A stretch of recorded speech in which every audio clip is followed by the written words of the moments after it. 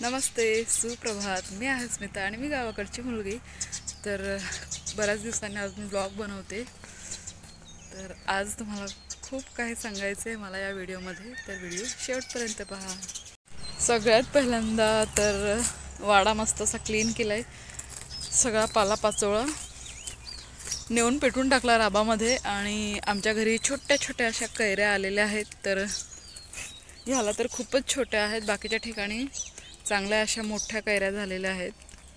आणि बाकीच्या झाडांच्या तर बऱ्याच अशा कैऱ्या गळून सुद्धा पडल्यात. तर ते व्यवस्थित दिसत नाही. अरे जवळ नेऊन दाखवलं तर काजू पण मस्त असा फुलला आहे. त्याला मस्त असं मोहर आलेलं आहे काजूला सुद्धा. आणि ह्याचे काजू खूप टेस्टी लागतात. म्हणजे झाड एकदम छोटंसं आहे पण काजू भरपूर येतात. इथं पण छोट्या छोट्या कैऱ्या आलेल्या आहेत. तर हा हापूसचा आंबा आहे. आणि चल छोटू ये.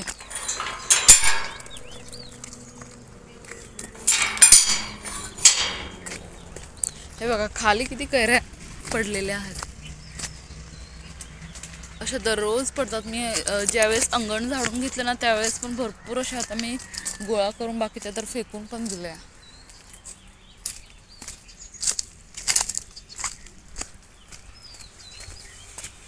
आणि इथं पार्किंग होती पण आता इथं छान असा मस्त असा कोबा करून घ्यायचा आहे. तर ह्या दगडी आहेत, इकडं जाऊन टाकायच्या बाकी आहेत. बाकी सगळं व्यवस्थित लेवल केलेलं आहे. आणि त्याच्यानंतर थोडंसं प्लास्टर करतील. आणि इथं उखळ बसवलं आहे कारण की आमच्या घरामध्ये उखळ नाही बसवला म्हणून इथं बसवलं आहे.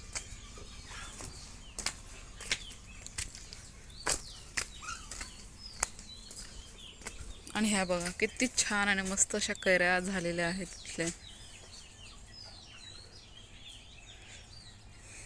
दरवर्षीप्रमाणे जिथं आम्ही भांडे घासतो तिथंच ह्या सगळ्यात जास्त कैऱ्या लागतात. बघा. आणि ह्या झाडाच्या सुद्धा खूप कैऱ्या खाली गळून पडत आहेत. इकडं मी कितीतरी झाडून टाकलेत. सगळ्या हिरव्या हिरव्या एकदम छोट्या छोट्या कैऱ्या सगळ्या गळून पडतात.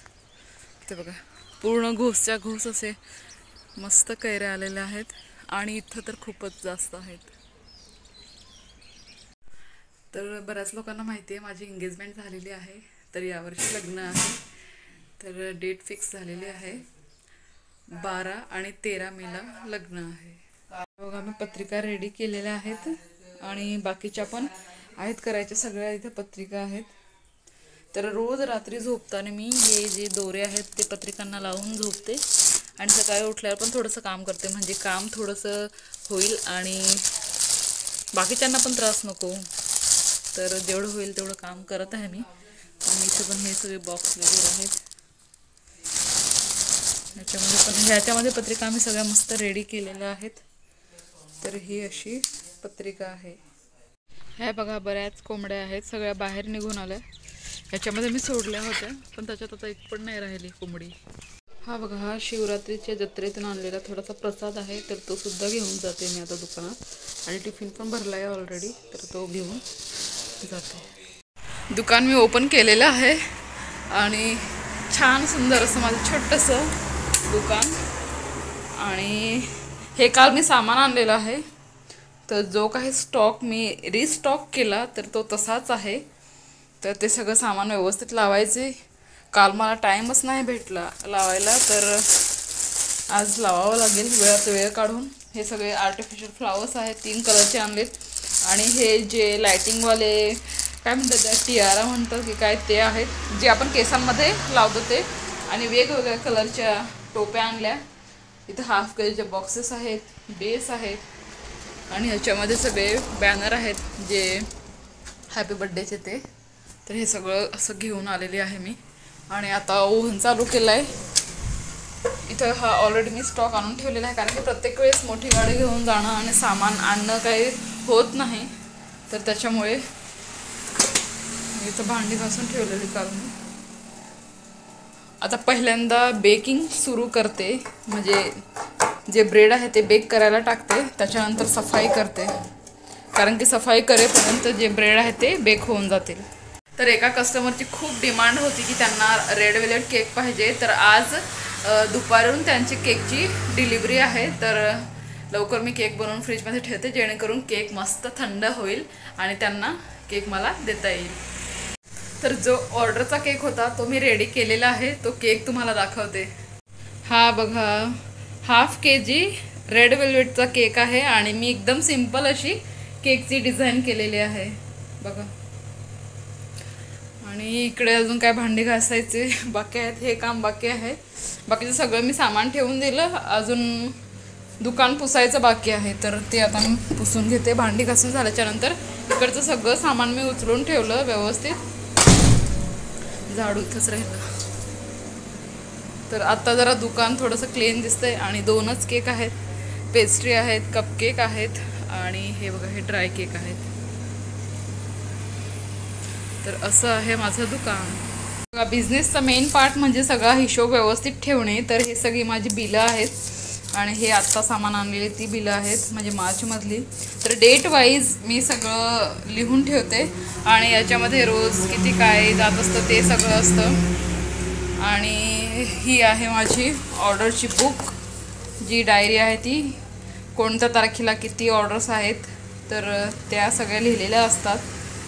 आणि सगळं जे डेटा आहे माझ्या बिझनेस रिलेटेड तो सगळा डेटा मी व्यवस्थित मेंटेन करून ठेवलेला आहे जेणेकरून मला तो पुढे कामात येईल. आणि बाकी काही कुठं किती पैसे द्यायचे आणि कोणाला किती पैसे दिले ते सुद्धा सगळं मी नोट डाऊन करून ठेवलेलं असते. इथे EMI आहेत हे सगळे लिहिलेलं आहेत. हे सगळं सांगण्याचा उद्देश एवढाच की जर तुम्ही पण काहीतरी उद्योगधंदा करत असाल तर तुम्ही पण तुमच्या उद्योगमधून जे पैसे आलेले आहेत तर ते पैसे तुम्ही व्यवस्थित आणि योग्य ठिकाणी त्याचा वापर करा आणि त्याचा सगळा तुम्ही डेटा तुमच्याकडे ठेवा जेणेकरून तुमचा बिझनेस वाढवण्यासाठी तुम्हाला मदत होईल. आणि आलेले पैसे आले किती आणि तुम्ही खर्च किती केले, पैसे कुठे गेले हे सुद्धा तुम्ही लिहून ठेवा. एकदम म्हणजे अगदी छोट्या छोट्या गोष्टी नाही लिहून ठेवल्या तरी सुद्धा चालेल. उदाहरणार्थ आज मी दिवसातून 150 रुपये खर्च केले तर सकाळी 50, दुपारी 50 आणि सायंकाळी 50. तर आजची तारीख लिहायची आणि तारखेसमोर 150 रुपये खर्च झाले असं लिहायचं. जर तुम्हाला अजून स्पष्टीकरण लिहायचं असेल तर तुम्ही लिहू शकता.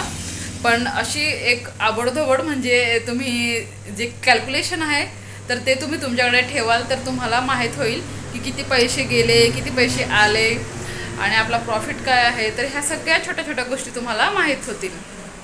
सकाळी सांगितल्याप्रमाणे माझं मेमध्ये लग्न आहे तर बरीच कामं बाकी आहेत आणि कामांना सुरुवात झालेली सुद्धा आहे. तर आता ज्या पत्रिका आलेल्या आहेत त्या सगळ्या रेडी करायच्या आहेत, त्या लोकांमध्ये वाटायच्या आहेत.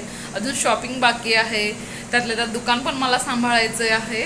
आणि ज्यावेळेस लग्नाची तारीख जवळजवळ येईल त्यावेळेस मग मी दुकान बंद ठेवेन. तर खूप अशी धावपळ सुरू आहे. तरी पण मला जेवढं जमेल तेवढे मी व्हिडिओज बनवण्याचा प्रयत्न करेन आणि तुमच्यासोबत शेअर करेन. तर चला आजच्या पुरता फक्त एवढाच व्हिडिओ. भेटूया नेक्स्ट व्हिडिओमध्ये. तोपर्यंत बाय बाय, टाटा. सगळ्यांनी स्वतःची काळजी घ्या आणि मस्त राहा.